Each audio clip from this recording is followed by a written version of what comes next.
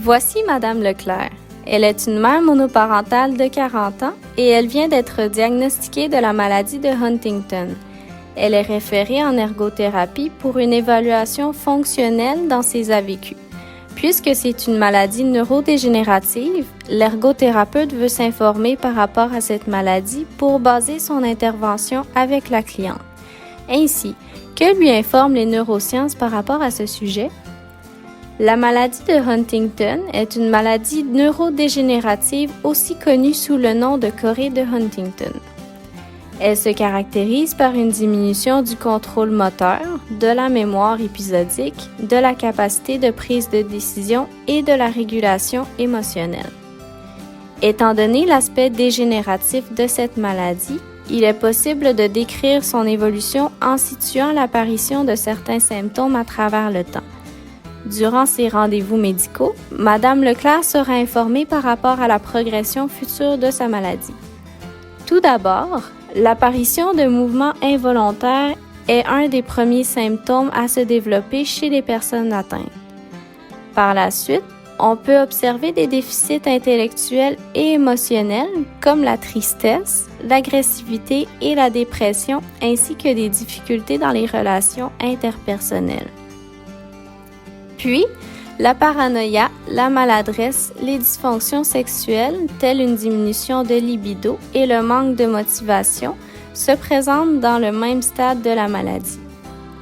Avec la progression de la maladie, des difficultés motrices apparaissent comme étant plus importantes, notamment au niveau de la préhension, de l'ambulation. Dans cette même période, la personne peut présenter des changements dans les habitudes de sommeil, des délires, des hallucinations ainsi que des problématiques cognitives comme un déclin intellectuel et une perte de mémoire. Plus la maladie est à un stade avancé, plus le client va présenter des difficultés d'élocution, une perte de poids ainsi que de l'incontinence. Donc, plus la maladie avance, plus l'autonomie de la personne est affectée. Par ailleurs, un trouble neurocognitif peut être associé à la maladie de Huntington qui apparaît de façon graduelle au courant de la maladie. Au niveau de la prévalence dans la population, elle est de 5,7 pour 100 000 personnes en Amérique du Nord, en Europe et en Australie. Cette maladie touche autant les hommes que les femmes. Les symptômes apparaissent généralement entre 35 et 55 ans, mais la maladie peut apparaître chez les jeunes de moins de 20 ans ou les adultes plus âgés. Les personnes atteintes de la maladie vivent en moyenne 15 ans après que les signes et symptômes aient débuté. De plus, la maladie de Huntington est une maladie autosomale dominante. Ainsi, l'enfant d'un parent atteint a 50% de chances d'être atteint à son tour. Elle est causée par une mutation du gène qui fait la synthèse de la protéine Huntington. Chez les personnes atteintes, il y a une répétition trop importante de la séquence de trinucléotides CAG au début du gène HTT dans le chromosome 4. Habituellement, chez une personne non atteinte, il y a entre 10 et 35 répétitions de ce trinucléotide, alors qu'une personne atteinte de la maladie comprend entre 36 et 120 répétitions.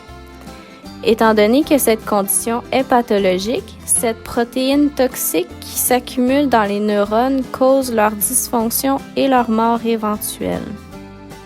À ce propos, la première région du cerveau atteinte par cette protéine est le striatum. Cette atrophie marquée débute dans le noyau codé pour se poursuivre vers le putamen. Par la suite, la dégénérescence cellulaire affecte les autres constituants des ganglions de la base. Cette atrophie est causée par une perte importante de cellules qui peut représenter 95% de perte dans les stades avancés. Puisque cette maladie affectera de façon significative le fonctionnement de Madame Leclerc, il sera important de considérer la quantité d'informations et la manière de lui divulguer de sorte à favoriser l'adaptation à sa maladie. Ceci a une importance primordiale, car une adaptation inadéquate à sa maladie influence négativement sa qualité de vie. En effet, étant donné qu'il est possible que ce soit un sujet délicat à discuter avec un client, il est nécessaire d'adapter notre approche au client.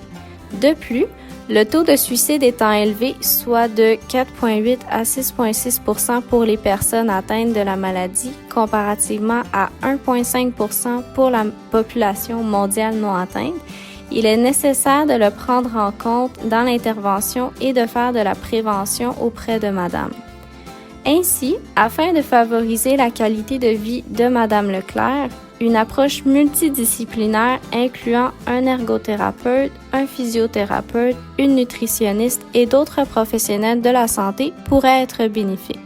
De plus, d'autres traitements possibles pour traiter les symptômes ont été investigués. Par exemple, la musicothérapie permettrait, entre autres, d'améliorer les problèmes de comportement et l'autorégulation.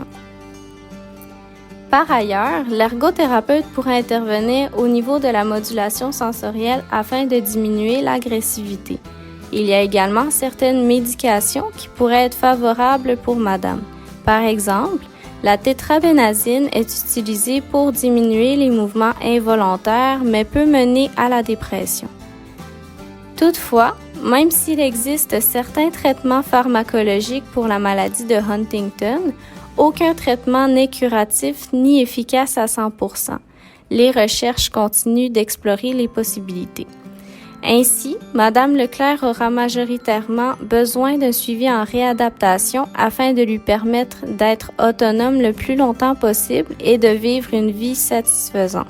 Ceci permettra de diminuer le plus possible l'implication de sa fille de 15 ans qui devra s'occuper d'elle lorsque ses difficultés deviendront de plus en plus importantes.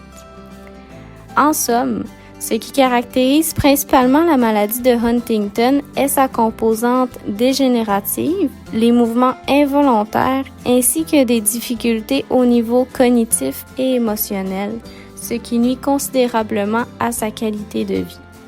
Bref, en considérant tous les impacts que peut avoir cette maladie sur la vie d'une personne, il est primordial d'être informé en tant que professionnel de la santé afin de fournir un soutien adéquat pour ces personnes. De plus, la famille et les proches de la personne ont un rôle important dans l'acceptation de la maladie et dans l'adaptation du quotidien, tout ceci dans le but de conserver une qualité de vie satisfaisante.